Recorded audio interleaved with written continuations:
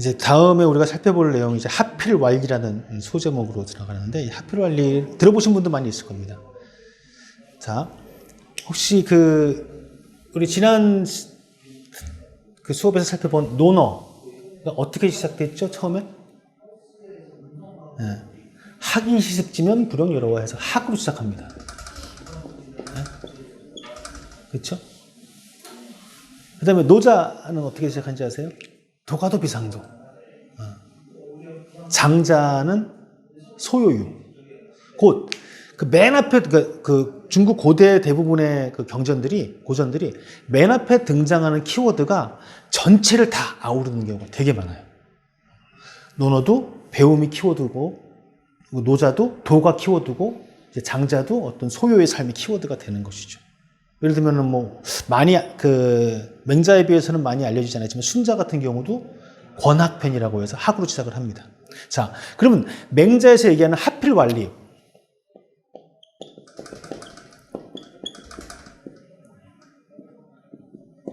이것이 맹자 전체의 키워드라고 봐도 과언이 아니에요. 그러면 이 하필왈리라는 말이 등장하는 이 양해왕 1장, 양해왕편 1장을 한번 대략적으로 설명을 해드릴게요. 양해왕이라는 사람이 이때 당시 전국시대의 다른 군주와 마찬가지로 이 땅 따먹기, 더 영토를 늘리고 백성들을 늘리는데 혈안이 되어 있습니다. 근데 그러기 위한 방법론을 찾기 위해 가지고 전국에서 유명한 사상가들에 대해 가지고 많은 돈을 들여서 초대를 합니다. 양해왕이 지금 맹자를 초대한 거예요. 맹자를 딱 보면서 이제 양해왕이 물어봅니다. 자, 이 노인께서 천리를 마다하지 않고 이렇게 오셨는데, 그러면 내 나라의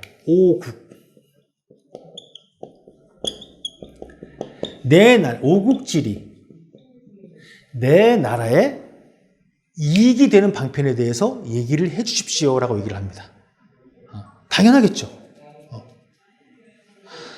맹자 이외의 많은 사상가들이 그런 얘기를 했어요. 아까 제가 백가쟁명을 얘기하면서 묵가는 겸해 사상을 얘기했고, 모두가 내 자식이나 남의 자식이나 똑같이, 내 나라나 남의 나라나 똑같이 이런 방책에 대해서 얘기를 했고, 법과 신상필벌, 부국강병 정책에 대해서 얘기를 했고, 종횡과 외교출에 대해서 얘기했고, 그 외에도 여러 가지 사상가들이 되게 많았습니다.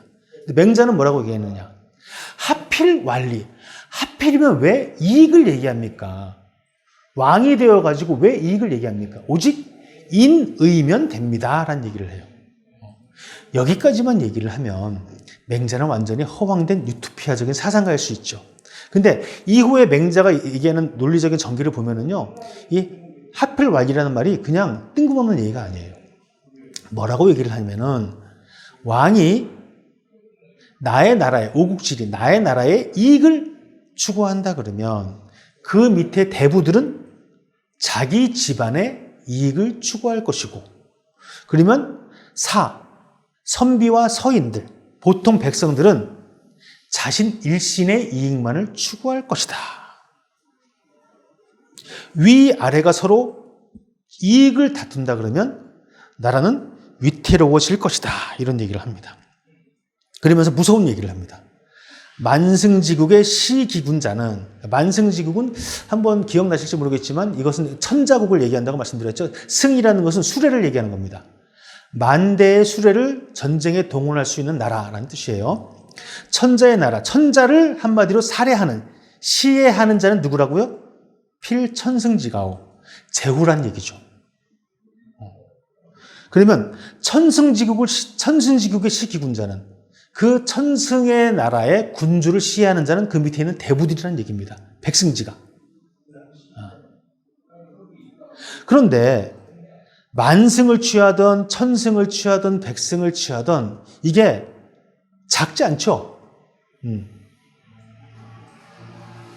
그런데 만약에 의를 뒤로 하고 이익을 먼저 한다 그러면 그 윗사람의 것을 빼앗지 못하라면 만족하지 못할 것이다. 이런 얘기를 합니다. 그러면서 마지막에 이렇게 강조를 합니다.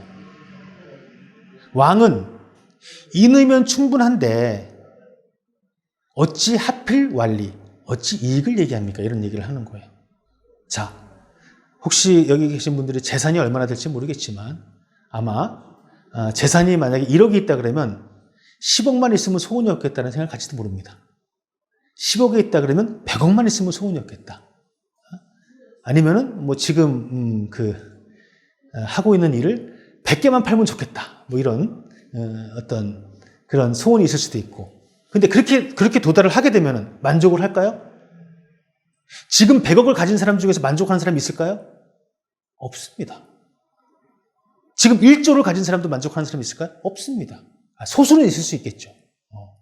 그러면 그 모두가 이익을 다툴 때 이 나라는 어떻게 될 것인가라는 것이 맹자 얘기라는 얘기죠. 우리도 한때 나라의 최고 지도자부터 해가지고 이익을 다퉜던 시기가 있었죠. 그때 나라가 안 망한 게 신기합니다. 자, 그러면 이 하필 왈이라는 말을 우리가 키워드로 해가지고 맹자의 사상을 한번 살펴볼게요. 이 유럽의 근대 사상가 중에서 토마스 홉스라는 사람이 있어요. 아마 고등학교 사회 시간에 좀 나왔던 사람인데 혹시 이 토마스 홉스의 사회계약설 들어보셨나요? 이 토마스 홉스는 전해지는 얘기하면 칠삭동이래요. 어머니 뱃속에서 일찍 태어난 거죠. 사실인지 아닌지 모르겠지만 그 전기에 의하면은 이때 당시에 영국과 스페인이 해상의 패권을 다투기 위해서 분쟁을 하고 있던 시기였어요. 그 분쟁에서 이제 영국이 우위권, 그 이전까지 스페인이 무적함대라 그랬거든요. 영국이 우위를 차지하면서 영국이 이제 패권을 차지하게 되는데 점점 이때 스페인의 함대들이 토마스 홉스의 어머니가 살고 있는 그 가까운 곳에 가가지고 대포를 쐈대요. 그래가지고 어머니가 너무 놀라가지고 이제 이 홉스가 일찍 태어났다 이런 얘기가 있는데 이 얘기는 뭘 얘기하냐면 토마스 홉스에게 이 유럽의 상태는 전쟁 상황이었어요. 전쟁. 토마스 홉스의 사상에서 가장 중요한 건 뭐냐면 공포의 종식입니다. 전쟁에 대한 공포의 종식. 이 사상이 있어가지고. 왜 이런 얘기를 하냐면 자, 홉스는 이런 전쟁과 공포의 어떤 이 시기를 자연 상태라고 얘기를 해요. 우리가 사회와 공동체를 이루기 이전의 사회, 이전의 상태. 자연 상태는 어떤 상태냐면은 누구에게나 하늘로 부여받은 자연권이 있습니다. 자연권은 내가 원하면은 나의 생존과 나의 즐거움을 위해서는 무슨 짓이든지 해도 상관없어요. 저 물건 내가 괜찮네? 뺏으면 됩니다. 기분 나쁘네? 사람을 죽여도 상관이 없어요. 왜? 어떤 사회적인 형벌 이런 것이 없기 때문에. 그러면 나는 이 자연 상태에서는 내가 원하는 것을 무엇이든지 할 수가 있는 상태가 자연 상태입니다. 근데 문제는 무엇이냐면 나만 자연권을 가지고 있나요? 아니죠. 저 사람도 가지고 있고 저 사람도 가지고 있어요. 그럼 역설적인 게 나의 생존과 나의 권익을 위해서 즐거움을 위해서 무엇이든지 할 수 있는 그 자연 상태가 나의 생존조차도 장담할 수 없는 상태가 되는 겁니다. 이때 이성을 가진 이러한 이 구성원들이 인간들이 사회 계약을 맺어요.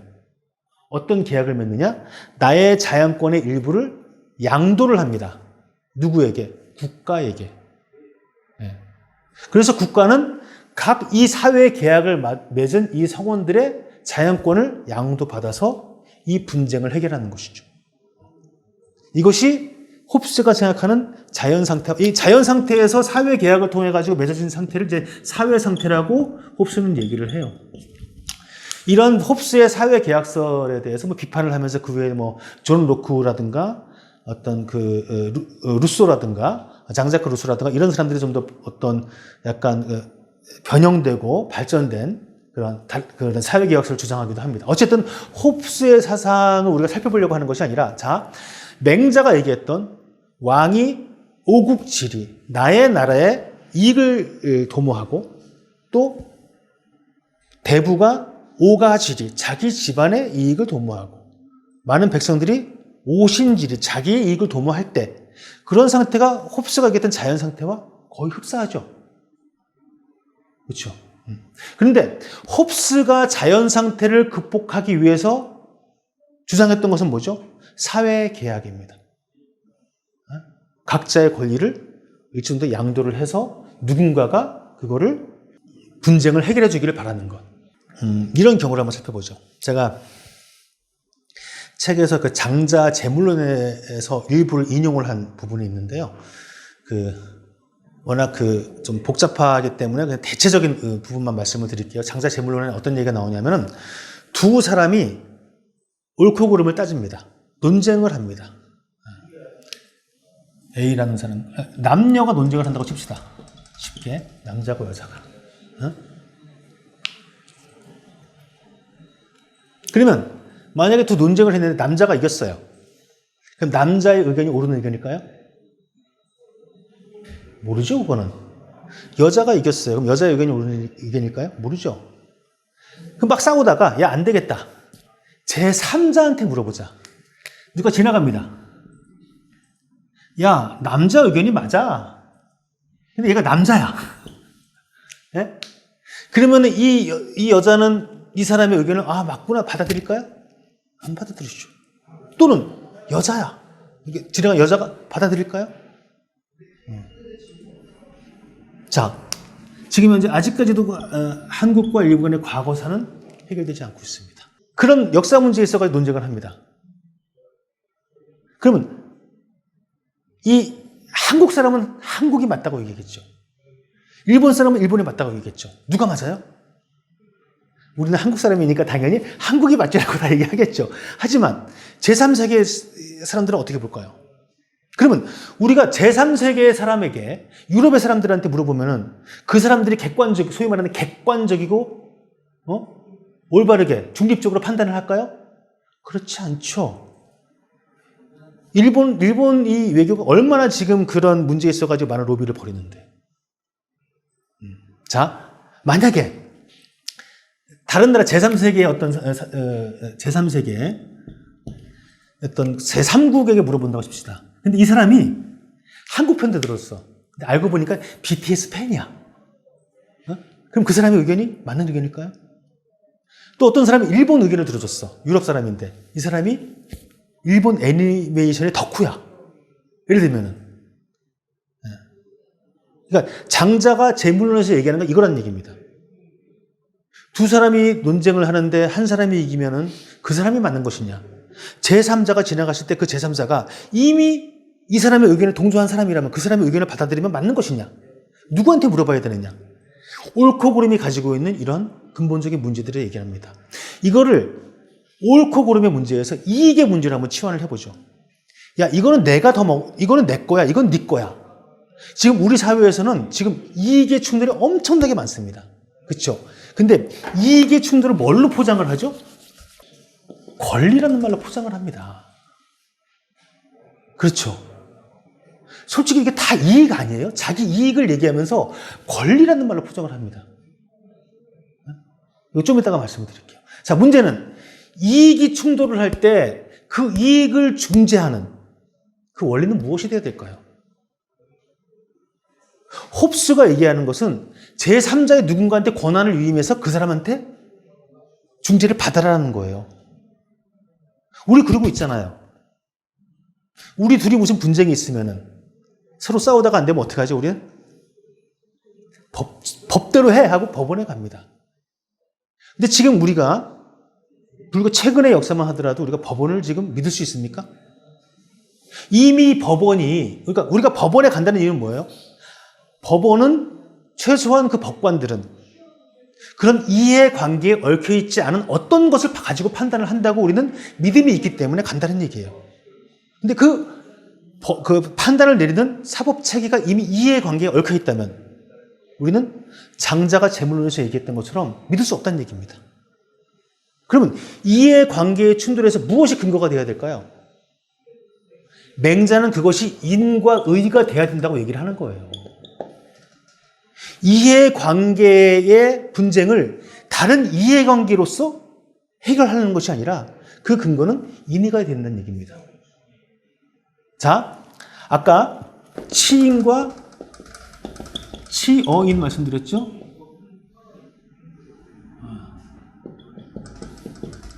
그렇죠? 노심, 노력. 자, 그러면 이 소위 말하는 치어인과 치인 중에서 어떤 비율로도 보면 누가 많을까요? 어떤 사람이? 그러니까 노심, 마음을 쓰는 자와 노력, 힘을 쓰는 자 누가 더 많을까요? 이 사람이 훨씬 많겠죠. 이쪽이. 치어인. 그럼 이들은 무엇을 주로 다툴까요? 이익을 다툽니다. 공자가 맹자는 치인, 치어인, 뭐 대인, 소인 얘기했지만 공자는 군자와 소인이라는 말로 분류를 했어요. 군자는 의의 바탕을 두고 소인은 이의 바탕을 둔다고 공자가 얘기했습니다. 대부분의 사람들이 리의 바탕을 둬서 이해관계를 다툽니다. 그게 잘못된 게 아니에요. 틀린 게 아니에요. 무언가를 생산을 하고 무언가를 교육을 하고 경제활동을 하는 데 있어가지고 이익을 도모하지 않으면 안 됩니다. 하지만 문제는 뭐냐면 이익을 도모하는 과정 속에서 끊임없는 충돌이 있을 수밖에 없어요. 그럴 경우에 어떻게 해야 되느냐. 이 치인은 무엇을 바탕으로 이 치어인들의 이러한 분쟁들을 조정해야 되느냐. 그것이 맹자는 인의라고 얘기를 하는 겁니다. 자, 그러면 이제 인의가 무엇인지 한번 살펴보자는 얘기예요. 맹자가 그렇게 얘기하는 이 이익이 서로 부딪힐 때 판단의 근거가 되어야 된다는, 기준이 되어야 된다는 인의는 무엇인가? 맹자가 인간 본성에 대해서 얘기하고 있는 중요한 근거 중에 하나인 그 사단에 대해서 한번 인용문을 보도록 할게요. 맹자가 이렇게 얘기했습니다. 왈 인계유 불인인지심하니라. 그러니까 사람들은 모두 불인지심을 가지고 있다.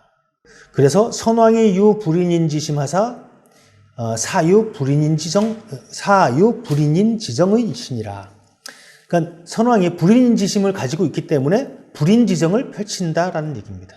이 불인인지심으로 행 불인인지정이면 치천하는 가운지 장상이니라. 불인인지심으로서 불인인지정을 행하면 천하를 다스리는 것은 손바닥 뒤집기와 같다라는 것이 맹자의 주장이에요. 소위 위인계유 불인인지심자는 사람이 불인인지심을 가지고 있다는 것은 이거 무슨 뜻이냐면은 자, 불인인지심을 왕만 가지고 있다는 게 아닙니다. 계유 불인인지심. 그렇죠? 인계유 불인인지심이라고 그랬죠? 모든 사람은 불인인지심을 가지고 있다는 겁니다. 이게 무슨 뜻이냐 하면은 어떤 사람이 지나가다가 어린아이가 우물에 빠지는 것을 보게 됐어요. 한번 상상을 해보세요. 길을 가는데 요즘은 이제 우물이 없으니까 어떤 애가 혼자 있는데 횡단보도에서 빨간불인데 막 길을 건너려고 그래요. 모르고 차가 막 지나가는데 그럼 어떻게 하겠어요? 천하의 살인범이라 어제 살인을 한 자라 하더라도 그 애를 보면서 하면서 가가지고 애를 잡겠죠. 이게 맹자는 불인인지심의 근거라는 얘기입니다. 그러면서 이렇게 얘기를 합니다. 이러한 우물에 빠지려고 하는 아이를 건지려고 하는 것은 그 아이를 구해줘서 부모하고 교제를 틀려고 하는 것도 아니고, 그리고 다른 사람들한테 칭찬을 들으려고 하는 것도 아니고, 또 그렇게 하지 않았을 때 주변 사람들이 요구를 할까봐 그런 것이 아니란 얘기입니다. 내가 저 아이를 구해주면 이런 이익이 있을 거지, 저 아이를 구해주지 않으면 이런 불이익이 있을 거지, 이런 생각이 아니라 조건반사적으로 튀어나간다는 얘기죠. 그래서 측은지심이 없으면 사람이 아니고, 수호지심이 없으면 사람이 아니고, 사양지심이 없으면 사람이 아니고, 시비지심이 없으면 사람이 아니다, 이런 얘기를 맹자가 합니다. 여기에서 맹자가 가지고 있는 인간의 마음, 인간의 본성에 대해 가지고 대부분이 다 드러나 있습니다. 그러면 하나씩 살펴보죠. 불인인지심과 불인인지정이 있죠.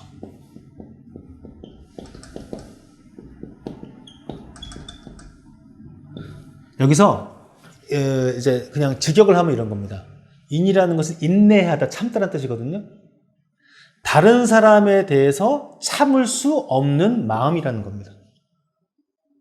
그래서 이런 마음에서 우러난 정치가 불인인지정이라는 거예요. 그럼 보통은 이 인자를 생략하기도 합니다. 그래서 불인지심, 불인지정이라고도 보통 얘기를 많이 해요. 그럼 무엇을 참지 못하는 걸까요? 다른 사람의 꼬라지를 참지 못하는 걸까요? 다른 사람이 잘 사는 걸 참지 못하는 걸까요? 아닙니다. 여기서 맹자가 표현하는 건 뭐죠? 다른 사람의 고통을 참지 못하는 겁니다. 타자에. 이것이 불인지정입니다.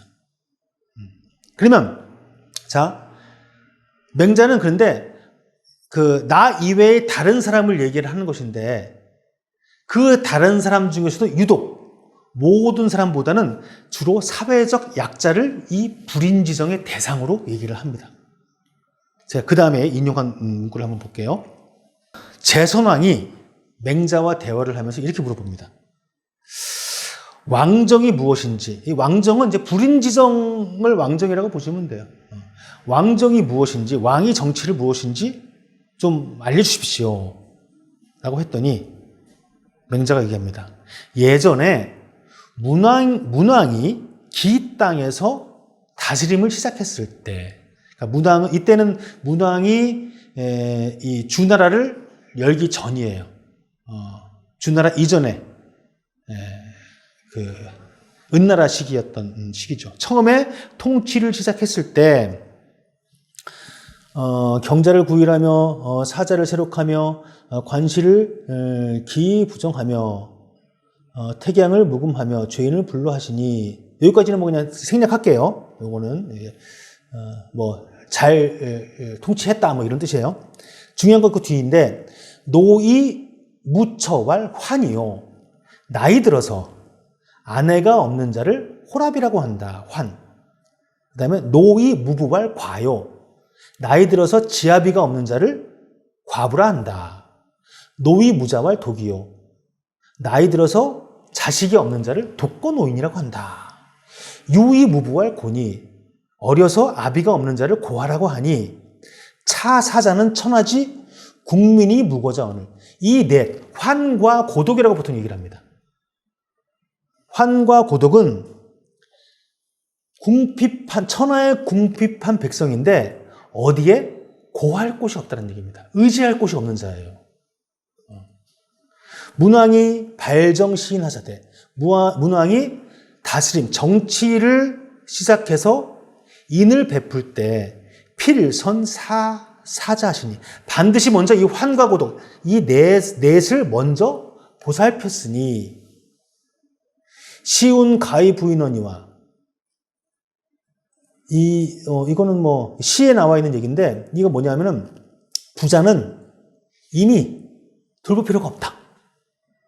근데 가난한 사람들은 반드시 돌봐야 된다. 이런 얘기가 이제 시에 나와 있는 건데 인용을 한 거예요. 우리 혹시 이런 얘기 들어보셨습니까? 비즈니스 프렌들리? 이게 무슨 뜻이죠? 여기에 의하면 부자를 돌보자는 얘기입니다. 자, 어떠한 정치가 더 나은 것인지는 전 잘 모르겠어요. 정치학자도 아니고 했기 때문에. 두 가지가 있습니다. 하나는 제가 비즈니스 프렌들리라고 얘기했던 것처럼 돈을, 기업이라든가 경제활동을 하고 어느 정도 사회적으로는 지위가 있고 부가 있는 사람들을 더 지원을 해서 사회적 부를 증강시키는 이러한 식의 주장을 하는 것이 있고 또 하나는 육아에서 얘기하는 것처럼 사회적 약자를 먼저 돌봐야 되는 것이 정치의 일이다라고 하는 것이 두 가지 축이 있는 것이죠. 육아는 후자입니다. 그럼 다시 한번 말씀드리면 맹자가 얘기했던 불인인지심, 누구나 가지고 있는 어린아이가 우물에 빠지려고 할 때 그것을 차마 견디지 못하고 그를 무조건 구해줘야 되는 그런 마음을 가지고 있는 데서 드러난 불인인지정. 이 정치는 주로 어떤 자를 먼저 보살핀다? 과거의 환과 고독이라고 얘기되는 사회적 약자입니다. 그럼 지금 우리 시대는 어떻게 적용이 될까요? 대기업보다는 굳이 얘기하면 어떤 하청업체들. 그렇죠? 또는 실제 어느 정도의 가정을 꾸리고 있는 자보다는 편모, 편부. 이렇게. 등등. 그 다음에 뭐 집이 부유한 자보다는 등록금이 없어가지고 뭐 공부를 제대로 하지 못하는 그런 뭐 학생들이라든가 이렇게 사회적 약자를 돌보는 것이 정치의 가장 근본이다라는 것이 맹자의 주장이라는 얘기입니다. 자, 그러면 맹자가 얘기했던 이게 없으면 사람이 아니다 라는 네 가지 마음에 대해서 한번 살펴볼게요. 처음에 측은지심을 얘기합니다.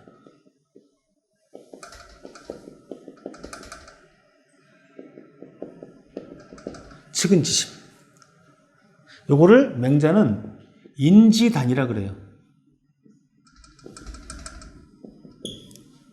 그 다음이 수호지심.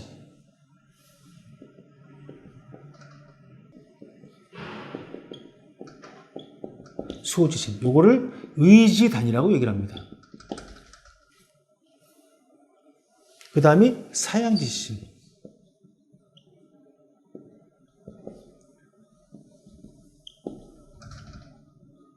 사양지심. 이것을 예지단이라고 얘기를 합니다. 그 다음이 시비지심.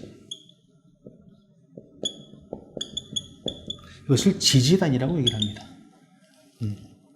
인의예지. 그러니까 인의예지라고 하는 것은 물론 이제 좀 논쟁이 좀 있긴 하지만 인의예지라고 하는 것은 우리가 사회를 이루고 있는 공동체 내에서 인간의 어떤 윤리적인 마음들을 얘기하는 거예요. 윤리적인 어떤 태도 이런 것. 근데 인의예지는 그냥 저절로 드러나는 것이 아니라 우리에게 본성적으로 측은지심, 수호지심, 사양지심, 시비지심이라고 하고 있는 불인인지심이 있기 때문에 공동체에서 인의예지가 드러난다는 겁니다. 그러니까 여기서 단이라고 하는 것은 뭐냐면 끝단자거든요. 굳이 얘기하면 씨앗에 해당된다고 보시면 돼요. 곧 측은지심이 인이라고 하는 사회적 윤리의 씨앗이 되는 마음이고 수호지심은 의라는 윤리의 씨앗이고 이렇게 되는 겁니다. 혹시 기억하실지 모르겠지만 공자를 얘기하면서 공자가 얘기하는 인에 대해 가지고 저희가 공감하는 마음이라고 얘기를 했어요. 기억을 더듬어 보면은 그러면서 이 인의 반대인 불인이라는 말이 한의학의 용어인데 한방에서 불인을 뭐라고 얘기한다고요? 뭘 뜻한다고요? 마비. 몸의 마비를 불인이라고 얘기합니다. 곧 마비가 일어나는 것은 혈액이든지 신경이든지 이 통로가 단절되었을 때 마비가 오는 것이죠. 그렇죠? 그러면 사회적인 불인의 상태는 어떤 것이죠? 이러한 타자들과 공감하는 마음이 단절될 때 그 사회는 불인한 사회가 되는 겁니다. 예를 들면 우리 한때 유행했던 이런 유행어 있잖아요. 나만 아니면 돼. 기억나시나요? 뭐 예능 프로에서 나만 아니면 돼. 이거는 예능 프로에서는 저는 뭐 그런 예능 프로에서도 좀 약간 별로 탐탁치는 않은데 그런 웃음을 주기 위해서 하는 것은 그렇다 치지만 이 사회가 나만 아니면 되라는 마음이 횡행할 때 그 사회는 불인한 사회가 되는 것이죠. 근데 여기서 맹자는 한 발 더 나갑니다. 공감하는 마음 중에서 무엇에 공감하는 마음이냐? 타자의 고통에 공감하는 마음이에요. 타자의 즐거움에 공감하는 마음이 아니란 얘기예요. 혹시 이런 얘기 들어보셨나요? 길사에는 굳이 안 가도 된다. 하지만 흉사에는 반드시 가서 위로를 표해야 된다. 예를 들어가지고 결혼식은 일이 있어가지고 못 갈 수도 있어요. 부지만 보내도 돼요. 예를 들면 돌잔치나. 근데 상례 이럴 때는 반드시 가야 된다는 것이 우리 옛 어른들이 하는 얘기거든요. 이게 뭐겠어요? 이 측은지심의 마음에서 우러나는 겁니다. 우리는 혹시 TV 방송에 보면은 꼭 방청객이 있죠. 그래서 방청객들이 웃으면은 우리는 따라 웃습니다. 방청객이 없어도 어떤 웃음의 어떤 이 효과음을 넣죠. 우리는 남이 즐거우면 같이 따라 합니다. 이건 크게 중요하지 않아요. 이거는 사회적인 관계에 있어가지고. 근데 중요한 건 뭐냐? 타자의 고통에 공감하는 마음이 중요하다는 얘기죠. 맹자가 강조하는 것은. 측은 자체가 마음이 아프다는 뜻이에요. 그 다음 두 번째, 수오지심은 의의 단서가 되는 것인데, 수는 부끄러워하다는 뜻입니다. 오는 미워하다는 뜻입니다. 무엇을 부끄러워하는 걸까요? 나의 불의를 부끄러워하고. 무엇을 미워하는 걸까요? 타자의 불의를 미워하는 겁니다. 타자의 불의에 분노하는 마음을 얘기하는 거예요. 그러면 아까 얘기했던 이익하고 한번 연관을 해보죠. 부끄러워하는 것은 내가 정당하지 않은 이익을 얻을 때 이것을 부끄러워하는 거예요. 정당한 이익을 얻는 거 부끄럽지 않습니다. 그렇죠? 그러면 미워한다는 것은 누군가가 나의 이익을 뺏어갈 때, 나한테 부당한 일을 했을 때 분노하는 마음이 과연 수호지심일까요? 맹자가 볼 땐 그렇지 않아요. 자, 이런 얘기 있죠? 동네 개도 자기한테 먹이를 주는 자한테 꼬리를 흔들고 자기를 돌팔매질을 하면은 짖습니다. 그럼 누가 나한테 해코지를 하면은, 부당한 일을 하면은 화를 내는 게 과연 사회적인 마음일까요? 동물적인 마음이에요. 그럼 여기서 맹자가 얘기하고 있는 수호지심에 미워하느라 뭘 미워하는 걸까요? 나하고 관계되지 않는 타자에게 누군가가 부당한 행위를 할 때 그 부당한 행위를 분노하는 마음이 수호지심인 거예요. 단초가 되는 겁니다. 그다음 세 번째, 사양지심이 예지단.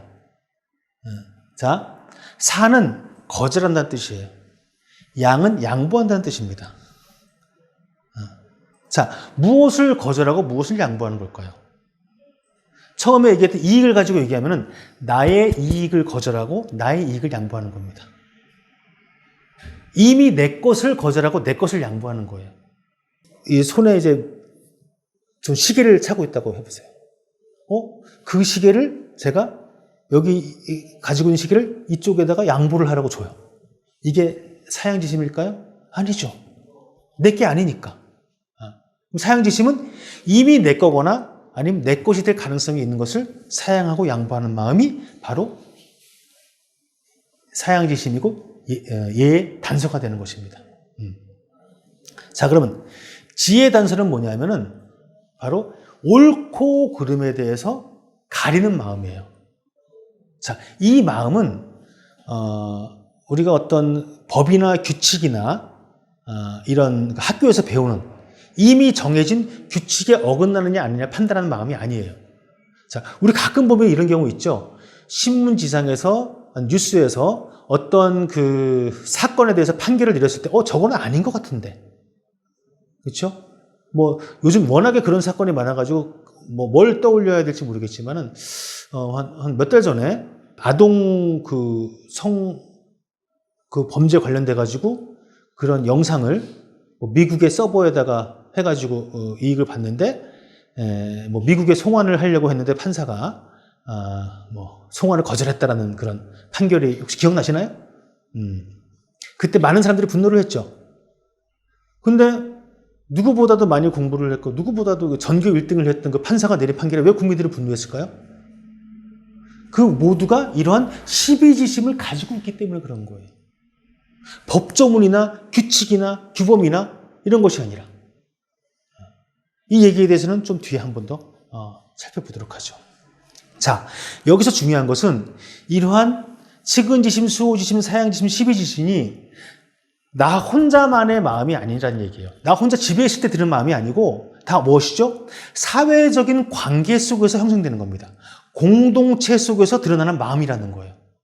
다시 한번 반복하면 측은지심은 타자의 고통, 내 고통이 아닙니다. 타자의 고통에 공감하는 마음, 아파하는 마음.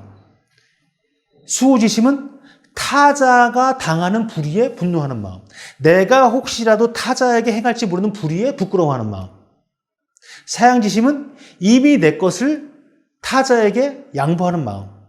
시비지심은 타자의 어떤 것에 대해 가지고 옳고 그름에 대해서 가리는 마음이라는 거예요. 모두가 다시 한번 말씀드리지만 사회 속에서 타자의 관계 속에서 형성되는 마음이라는 겁니다. 자, 그러면 누구나가 이러한 마음들을 가지고 있습니다. 맹자가 볼 때는. 자, 그런데 중요한 것은 아까 말씀드렸던 치인, 다스리는 자, 노심자, 마음을 쓰는 자, 대인, 그러니까 통치자, 다스리는 자는 어떠해야 되죠? 이 불인인지심에 근거를 둔, 사람의 마음에 근거를 둔 불인인지정. 이러한 기준에 의한 정치를 펼쳐야 된다는 것이 맹자의 주장이라는 겁니다. 언제부턴가 우리 사회에서 이 키워드가 몇 가지가 두각된 키워드가 있는데 정의라는 키워드, 그렇죠? 공정이라는 키워드, 그리고 공평이라는 키워드. 이게 언제부턴가 엄청나게 많이 등장을 하죠.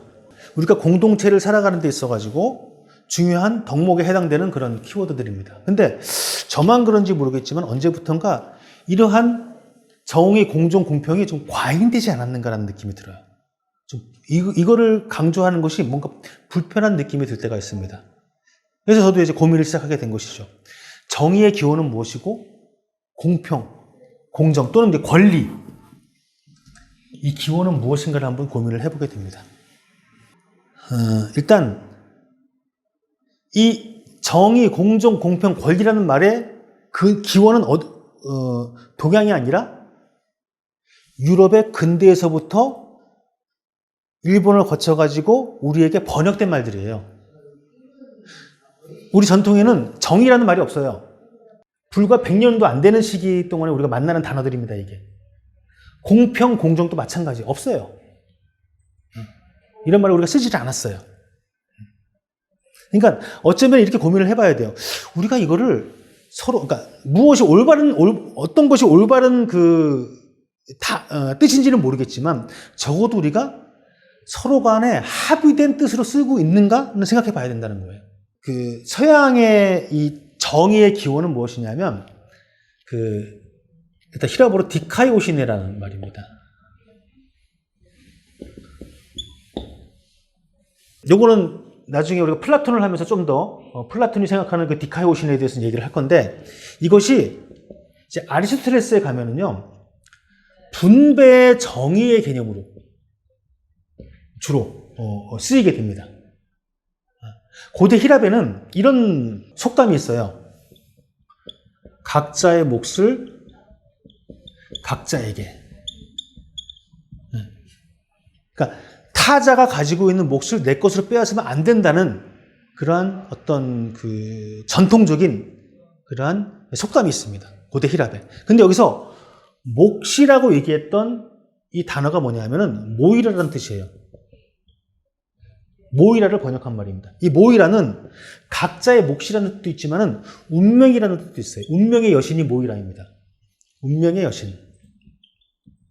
그러면 각자의 몫을 누가 주는 거죠? 이 단어에 의하면 신이 부여한 거예요. 그러니까는 신이 부여한 타자의 몫을 내가 빼앗는 것은 신의 뜻을 거절하는 겁니다. 그러면 고대 히랍부터 근대 유럽까지 서양인들에 있어가지고 정의는 무엇이죠? 각자의 몫을 각자에게 어떻게 분배하는가의 문제예요. 그런데 여러분도 아시다시피 프랑스 혁명 이전에 프랑스의 어떤 사회는 귀족 사회였죠. 왕권 사회였죠. 그 구체제를 앙시앙 레짐이라고 얘기를 합니다. 그러면 그때 당시에 유럽의 어떤 사상가들, 혁명가들이 봤을 때 그 앙시앙 레짐, 구체제는 올바르지 않은, 정의롭지 않은 사회였어요. 그 정의롭지 않은 사회를 어떻게 바꿀 것인가 라는 것이 그들의 어떤 사상이었고 또 그들의 실천이었습니다. 구체적으로 말씀을 드려볼게요. 권리라는 말과 많이 쓰이는 말이 이제 인권이라는 말이에요. 네? 인권이 영어로 혹시 뭔지 아세요? 이게 휴먼 라이트입니다.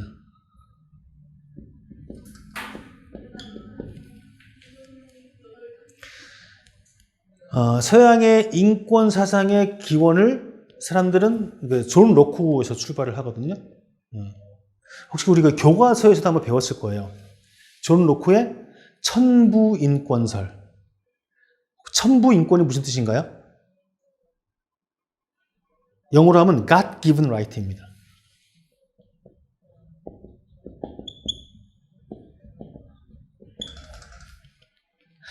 이 인권이라는 것은 하늘로부터 부여받았다는 거예요. 그러면 이 천부인권설에 대항하는 구체제의 주장이 뭐냐면 왕권신수설입니다. 들어보셨죠? 왕권신수설. 왕권은 누구한테 받았죠? 신한테 받은 거예요. 똑같이. 그러면 왕권신수설하고 천부인권하고 왕권신수하고 어떤 게 맞는 건가요? 이거를 알려면 우리는 어떻게 해야 되죠? 신한테 전화를 해봐야 됩니다. 당신은 사람들한테 인권을 줬습니까? 왕한테 권리를 줬습니까? 그렇지 않나요? 그러면 우리는 왜 인권에 대해서 보편적인 인권에 대해서 우리가 받아들이고 있죠? 우리가 거기에 합의를 했기 때문에 그런 거예요. 우리 지난번에 제가 이런 말씀을 드렸죠. 잘 짜여진 시스템은 가장 빈약한 토대 위에 형성되어 있다. 비트겐슈타인의 얘기. 그러면서 뉴턴의 물리학과 그 물리학의 토대를 이루고 있는 어떤 중력에 대한 얘기를 했습니다. 인권도 마찬가지입니다. 인권이라는 어떤 그런 큰 사상의 토대를 이루는 게 뭐죠? 신이 부여했다는 거예요. 자, 그런데 이거를 우리가 인권이란 말을 빼고 휴먼 라이트를 한번 번역을 해봅시다. 사람이 올바름이라는 뜻이에요. 라이트가. 바르다는 뜻이잖아요. 왜 휴먼 라이트라는 말을 썼을까요?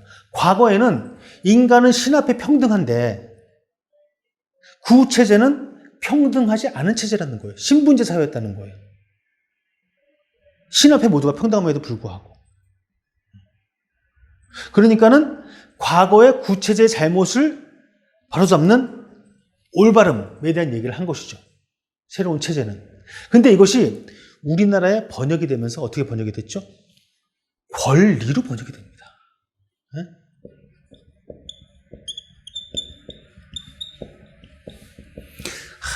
이거는 좀 저는 참 아쉬워요. 이 권이라는 것은 무슨 뜻이냐면은 요게 이제 새에 해당되는 거거든요.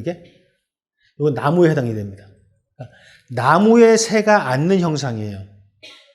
자, 가지가 있는데 새가 앉으면 가지가 왔다 갔다 하다가 평형을 잡죠. 권은 저울에 해당이 되는 거예요. 그러니까는 어떤 부분에서 중을 찾아가는 것이 권에 해당되는 것이죠. 그러면 이 휴먼 라이트를 서로의 이익을 어떻게 적당히 저울질을 할 것이라는 거로 번역이 된 거예요. 그러다 보니까 지금 어떻게 되죠? 권리가 어떻게 이익을 다투는 것인가로 지금 변질이 되고 있는 거예요. 서양에서는 우리가 지금 겪고 있는 이런 권리의 충돌들이 없을까요? 장자의 재물론을 예를 들면서 두 사람이 옳고 그름을 다툴 경우를 예를 들었잖아요. 그러면 휴먼 라이트가 옳음이라 그러면은 어떤 휴먼 라이트가 옳음인지에 대한 다툼이 없었을까요? 유럽에도 있었습니다.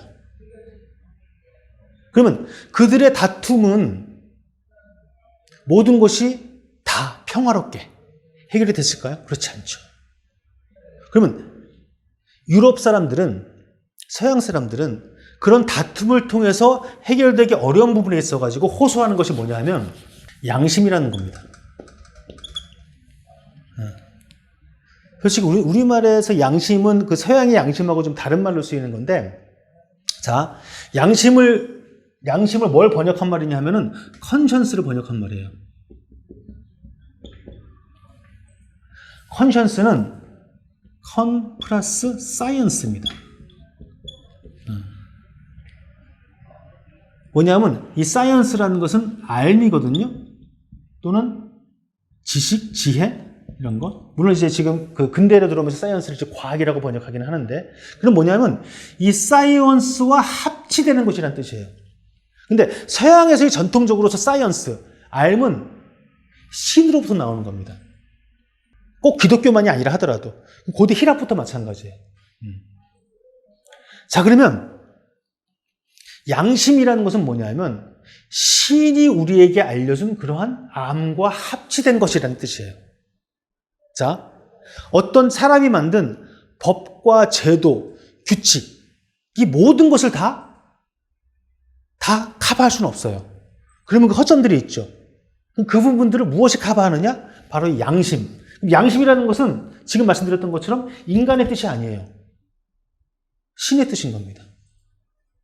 물론 신의 뜻이 무엇이냐에 들어가면 우리는 더 나아갈 부분이 있겠지만 어쨌든지 간에 서양에서는 이 휴먼 라이트, 옳음을 추구하면서 그 옳음을 이 어떤 시스템으로 제도화할 때 있어가지고 비어있는 영역, 충돌되는 영역을 어떻게든 해소할 그런 장치들이 있었던 거예요.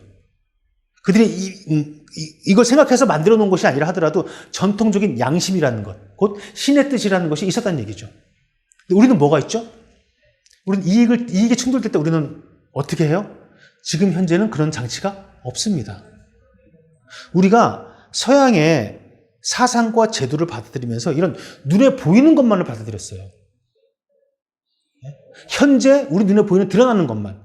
하지만 우리 눈에 보이는 그런 제도와 사상과 문물과 시스템은 이미 그러한 전통적인 수천 년 동안에 쌓여있는 그러한 축적된 것과 그것이 이렇게 여러 가지 변형을 통해서 현재에 드러나는 거거든요. 우리는 그 이면에 있는 것을 보지 못하고 보지 않고 겉에 것만 받아들였기 때문에 현재 이런 문제가 발생하고 있는 것이죠. 그러면 과연 이러한 그 분쟁이 일어났을 때 서양의 양심과 같은 것이 우리에게는 없는가? 저는 제안을 하고 싶은 것이 맹자가 얘기했던 예에 대한 어떤 장치입니다. 제가 논어 위정편에 있는 글을 인용을 했는데요. 공자가 한 얘기인데요. 여기서 도는 노저에서 얘기하는 그런 도가도 비상도 도가 아니고 그건 다스리다, 인도하다는 뜻입니다. 어떤 정치로서 다스리고 형벌로서 제어한다면, 쟤는 이제 가지런하게 한다는 뜻인데 어떤 공동체에서 어떤 튀어나오거나 어긋나는 행위를 할 때 그걸 다스린다는 뜻으로 보면 됩니다. 그러니까 어떤 시스템에 의해 가지고 법규, 규칙에 의해서 다스리고 그거 어겼을 때 형벌을 준다면, 그러면 백성들은 어떻게 한다고요? 이 형벌을 면하려고만 하고 부끄러워하지 않는다. 그러면서 덕으로서 다스리고 예로서 제어할 때 백성들은 부끄러움을 느끼면서 자기 잘못을 고치려고 한다. 이것이 맹자의 얘기입니다. 자, 한번 예를 들어보죠. 민면이 묻히 너무나 많은 얘기.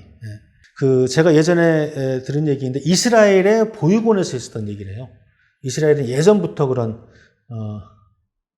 공동 육아 같은 그런 시스템이 많이 구비되어 있었는데 보통 예를 들어 가지고 6시가 되면은 아이들이 집에 보내고 선생님들이 퇴근을 해야 되는데 가끔 가다가 이제 직장이 늦게 끝났든 아니면 다른 일 때문에 6시 넘어서 오는 부모님들이 있는 거예요.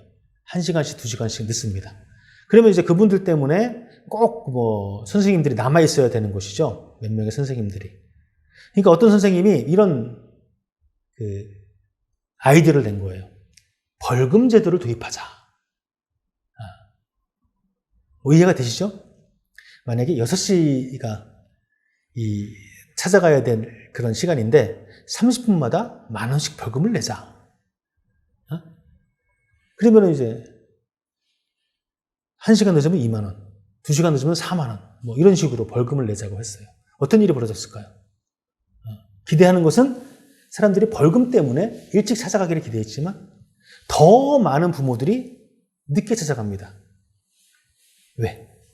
이미 규칙으로 나는 내가 늦게 가면 늦게 간 만큼의 나는 벌금을 낼 거야 라고 사람들이 생각하게 된 거예요. 그러면서 그 이전에는 늦게 찾아간 부모들이 조금이라도 빨리 와가지고 애를 찾아가려고 하면서 죄송합니다. 뭐 이런 일이 있었습니다 하면서 이렇게 부끄러움을 알았는데 이제는 더 이상 부끄러워지도 않아요. 민면이 무치 같은 상황이 된 것이죠. 왜? 이 시스템으로서, 규칙으로서 어떤 방책을 만들고 나서 어겼을 때는 벌금이라는 형벌을 두게 되는 겁니다. 또 하나 예를 들어볼까요? 뭐 저도 그런 세대이긴 한데 예를 들면은 과장을 좀 더하면은 하루라도 선생님한테 맞지 않으면 입안에 가시가 돋치는 그런 학교 생활이 있었죠. 소위 말해가지고 선생님이 학생들을 이렇게 뭐 잘못된 어떤 규칙에 어긋나는 행위를 하든 성적이 좀 떨어지든 하면은 매를 들었던 시기가 있었습니다.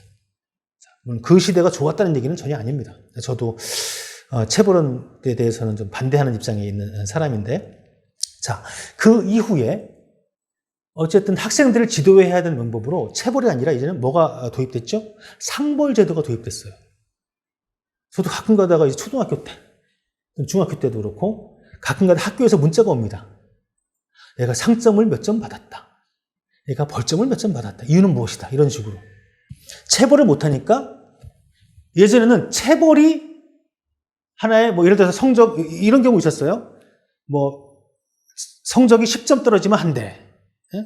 10점 올라가면 뭐 칭찬. 20점 떨어지면 뭐 2대. 이런 식으로.